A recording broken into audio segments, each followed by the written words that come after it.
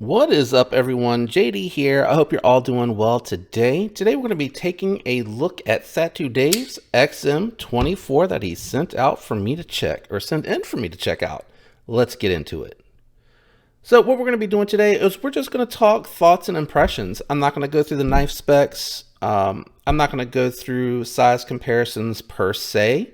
I will throw a couple down as we're talking, but I just wanted to talk a little bit about some of the differences between the XM18 and the XM24. So the XM18 is probably more of your EDC size knife. It's going to be more like your shaman style knives versus your larger, I don't know. Let's bring out the Umenzon, so you can kind of see here. Umenzon still not quite as big as the XM24, but it is definitely going to be larger than what you will see for, I would say, your XM18 size, which is going to be, and it's only going to be slightly bigger, right? The XM18 is going to be more of your shaman size knife than it is going to be your Umenzon size knife. So definitely going to be a bigger knife overall, and if you're into big knives, this could be one that you may want to consider. So this one here looks definitely like it is one of Dave's users. So I want to preface it that before I jump into anything here. It is a very thick geometry, so it is not going to be a slicer, it's going to be a cutter. It's going to be a good cutter, hard use. If you're using this on, on heavy rope, double wide cardboard, it's not going to slice through that material either. You're going to feel the resistance going through that, but it's going to be able to hold up to the abuse better, I guess is what I'm trying to get at. This one here feels like it probably needs a little tune up. It is not, the detent is a little, and that's me, giving it a medium flip. Now, as far as the thumb studs, that's fine as well. But again, it is someone's knife. It is someone that I believe uses their knives, because I have quite a few that I have that are like that.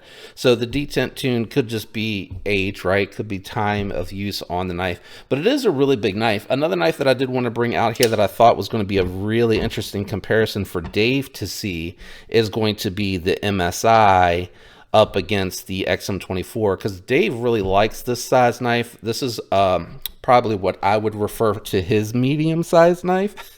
So I wanted Dave to be able to see what the MSI looked like next to an XM24, right? It's going to be a larger knife, and I think Dave might be interested in seeing that. Sorry, the action on these two are so different. I'm trying to give this one the beans to close it, but I did just really want to quickly show like the thickness on there as well. MSI just a touch shorter in length and just a skosh thinner overall. Gosh, that detent overall, but I thought it'd be interesting. Dave probably, but I think a few other people out there would have liked to see that as well. It is very comfortable as far as in hand. I have a lot of room here. As you can see, it fits in nicely. The fingers are landing on the scale in the hammer grip for me. I have just a touch left of space back here past the finger when I squeeze them in together. If I relax them and lay them down, same amount of space. So in tight, a little bit more relaxed grip. Still hammer, but fingers aren't squozed tight together to where they're almost like underneath one another. I have plenty of space back there. My one gripe continues to be with the XM18s is the flipper tab is horrible. It's horrendous. It's uncomfortable to use. I hate it. It is my least favorite of all the knives that I've ever encountered with a flipper tab. I don't even like it as a finger guard because it just pushes into my knuckle. Like, it is not comfortable to choke up to try to use this to get up in a controlled spot for the blade. Hinderers are the absolute worst flipper tabs in the business to date. I don't think anyone denies that, and anyone that knows me understands that that's how I feel about the knife. It's an awful flipper tab. I'd rather have a thumb stud only version of this, or if I owned Hinderers, they would all the flipper tabs would be coming off all the time. Even if I had to send it to someone like Dave that would be able to make it look factory machined like it was gone, I would get rid of it. And honestly, I think it's just a better looking knife without it. It's such a clean profile without that flipper tab on there. It looks 10 times better to me, in my opinion. But outside of that, you know, they're very well built. The finishes on these knives are really well done. Even the G10 is a nice thick scale. Even though it looks thin on here, it's a nice thick scale. It is well done to where you get grip without feeling like you're losing the texturing. It's a little bit more slick on the top side than it is on the bottom side. The bottom side, they add this jimping here, and that does help and, you know, improve the grip on the weaker fingers. So I do like that as well. I would actually like it to be a little bit more jimped back here in the meat as well. And then for, I don't know what this is for, because when I come in to do the lock bar, I'm nowhere close to this. So I'm not sure when you're actuating that. I'm not quite sure. I'm not really sure what purpose this jimping back here actually really serves on these knives.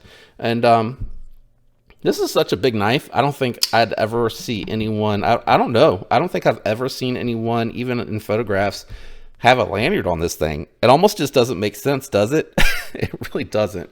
But for me, if I owned this, I would ask Dave to remove the flipper tab.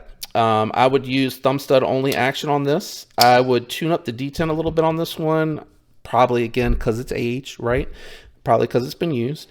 And then this would be off to being BGM.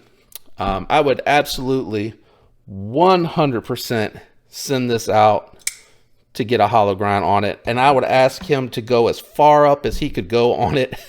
I don't care about leaving any type of markings or any flat spots or anything like that left on the blade, or the blade steel marking, the S35VN blade steel marking. I wouldn't care about that. I'd ask him to take it all the way up to just below the thumb studs and make this really a slicer. I think it'd be just one of the best performing knives. Hollow grinds, I think, are underrated. They're harder to do, which is why manufacturers don't do them as often, but they're seriously good slicers, and they can still be very, very tough. I like Hinderer's build quality. I'd like to see their heat treats up a little bit. I'd like to see their geometry a little bit thinner, at least on the XM18. Like, if you're not going to do it on the 24, that's fine, because we have options like BGM who do a fantastic job. But I would like to see at least start offering hollow grinds on the 18s, right? I think that would be really cool. And I would like to see them make more flipperless models, no flipper. I would love to see that. I just think it would look so much better. But it was really cool to check out the XM18's big brother, the XM24. Shout out to Satu Dave. Check his channel out if you haven't already. I really like his channel. He just is more of a vlog style. He's been doing some top-down stuff lately. Dave, I really like that. It's nice. I enjoy your vlog and hearing your perspective, but it is kind of fun sometimes to get a close-up of some of the knives, especially the ones that you've modified, my brother. When you're showing those up close and the top down, it's really cool. The detail comes through a little bit better than when you're holding it up while you're vlogging. The perspective from our end isn't quite as good as when you do the top down. So I love to see the knives, because I don't normally interact or engage with the knives that you usually have on your channel. So I do enjoy a little bit of top down. I know that B-roll is going to require editing, and I'm not trying to increase your time spent on these, because trust me, editing takes just as much, if not more time than the recording part of it. But it's cool to see that you're, you know, I don't care that you're stopping and turning it and flipping it down, but it's really nice to be able to see the close-up and detail on this that you're getting when you do that top down on some of the stuff. Especially, I really love to see the stuff that you're working on, my man. And the explanation. You did a video recently where you did a stop pin, and I'm totally blanking on the model, but you did the stop pin to get rid of the lock rock on that one. And man, I'm just blanking on the model, but it was cool how you did basically like a blown up view, right? You broke it down, the knife down, and showed us the parts and what it did, and explained how you had to kind of balance it. That was a cool video, man. I meant to say a little bit more in the comment on that one. But anyway, thank you for letting me check this out, and go check the channel out if you haven't. I love Dave. I love seeing his perspective, especially from the engineer perspective or the machinist perspective. What he thinks about when he's looking at a knife, because it's so different from my own perspective. For the most part, you know, I think we think similar on some things, but his perspective about the build is a little bit different than it is from my perspective, which is why I really like looking at his channel.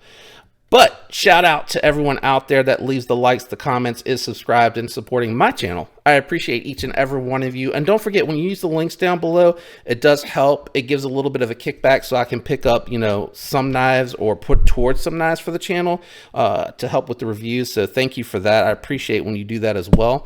I hope all of you have a fantastic week. I love you guys. Until next time, peace.